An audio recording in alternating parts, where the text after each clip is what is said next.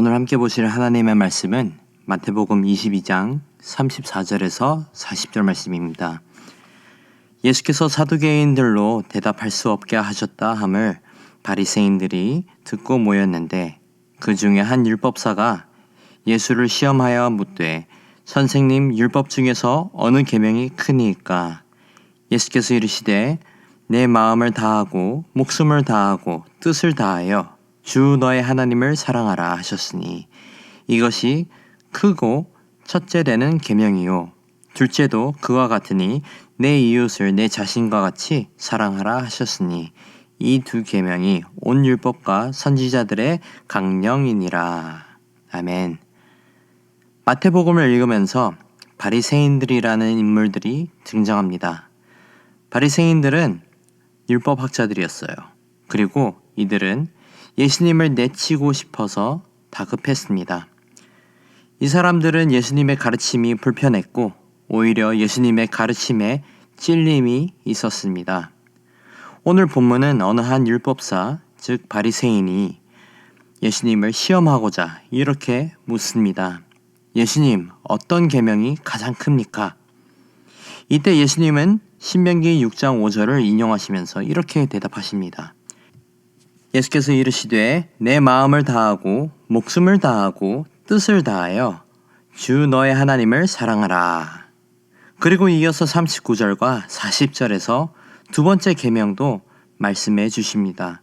둘째도 그와 같으니 내 이웃을 내 자신같이 사랑하라 하셨으니 이 두 계명이 온 율법과 선지자의 강령이니라. 바리새인들은 이미 답을 알고 있었습니다. 이들은 예수님이 답을 모르거나 율법에 어긋난 이야기를 해주시길 바랬을 것입니다. 하지만 예수님의 대답은 명확했습니다.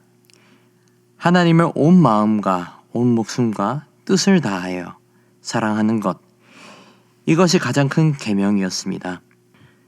그리고 이 계명을 통해 우리에게 두 번째 계명을 주셨습니다. 내 이웃을 내 자신과 같이 사랑하라.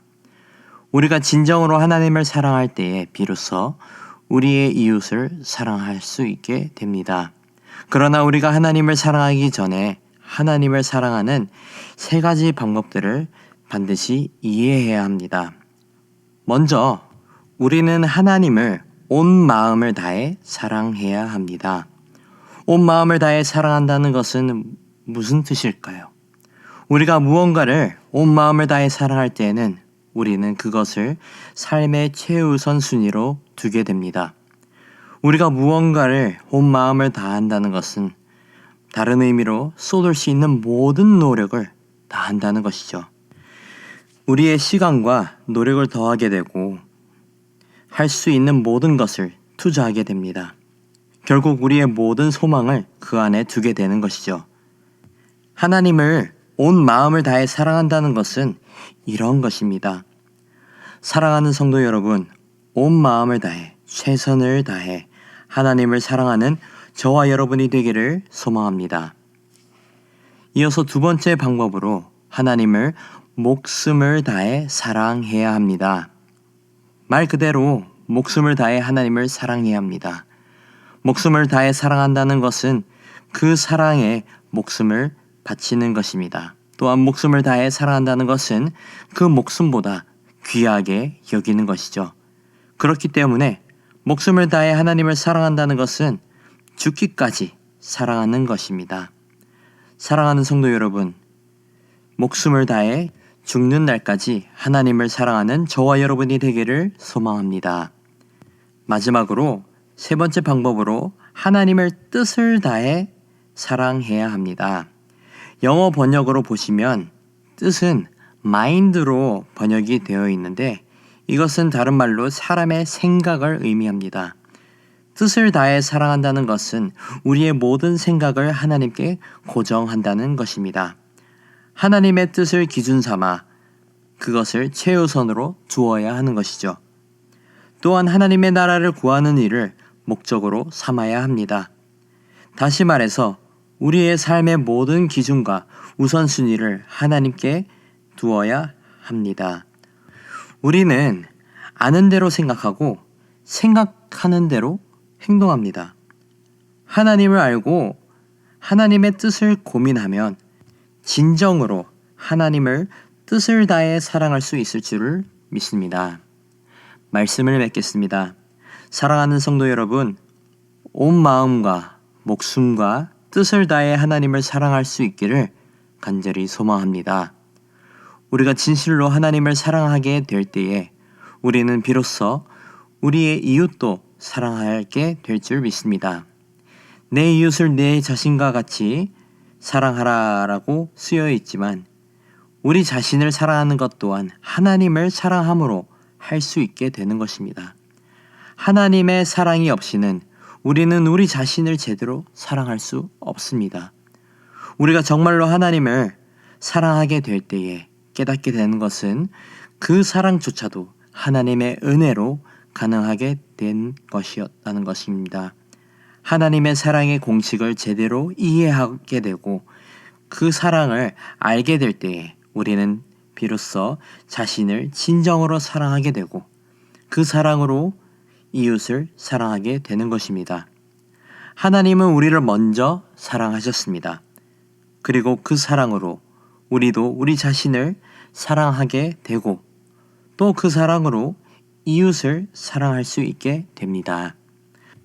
본문의 마지막 구절을 보시면 오늘 나타난 두 계명이 모든 율법과 말씀의 핵심이라고 합니다. 우리에게 말씀으로 주어진 모든 것은 결국 이 두 계명을 통해 나타났다는 것이죠.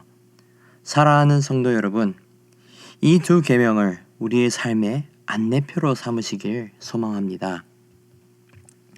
하나님을 사랑하고 그 사랑으로 우리 자신을 사랑하고 이웃을 사랑하게 되는 것을 기억하시면서 삶 가운데 하나님의 사랑을 증거하는 삶을 사는 복이 있기를 축복합니다. 하나님의 사랑이 우리에게 그리고 우리 이웃에게 흘러가는 축복의 통로가 되는 은혜가 있기를 소망합니다. 기도하겠습니다. 하나님 아버지 감사합니다. 오늘 이렇게 주신 말씀을 통해 하나님의 사랑을 알고 우리가 더욱 하나님을 사랑할 수 있는 은혜를 주셔서 감사합니다. 주님, 우리가 주님을 사랑하는 데에 몸과 마음과 뜻을 다해 정말 우리의 삶의 모든 것을 다해 주님을 사랑할 수 있도록 은혜 허락해 주시옵소서.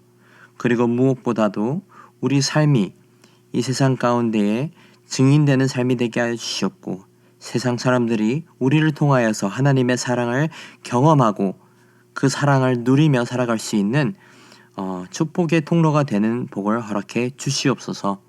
감사합니다. 사랑합니다. 이 모든 말씀 우리 주 예수 그리스도의 이름으로 기도드렸습니다. 아멘. 이 시간 말씀을 붙들고 기도하시면서 공동 기도 제목으로 훈련과 교육을 위해 기도하시겠습니다. 제자 양육, 훈련 사역, 성경대학 등 모든 훈련을 통하여 예수님을 닮아가는 온전한 예수님의 제자들로 우리 모두가 성숙되고 우리 모두가 더 나아가 예수님을 닮아가는 교회가 될 수 있도록 기도해 주기를 바랍니다. 또한 다음 세대를 책임지는 주일 학교와 청년 부흥과 자녀들의 신앙 성장과 섬기는 교역자 교사들을 위해 기도해 주시고 담임 목사님과 강당 위에 서시는 모든 말씀 사역자들을 위해 기도해 주기를 바랍니다. 또한 내일 시작되는 고등부 수련회와 다음 주에 있을 청년 단기 선교를 위해 기도해 주시고 마지막으로 우크라이나의 전쟁의 종식을 위해 기도하시겠습니다. 기도하겠습니다.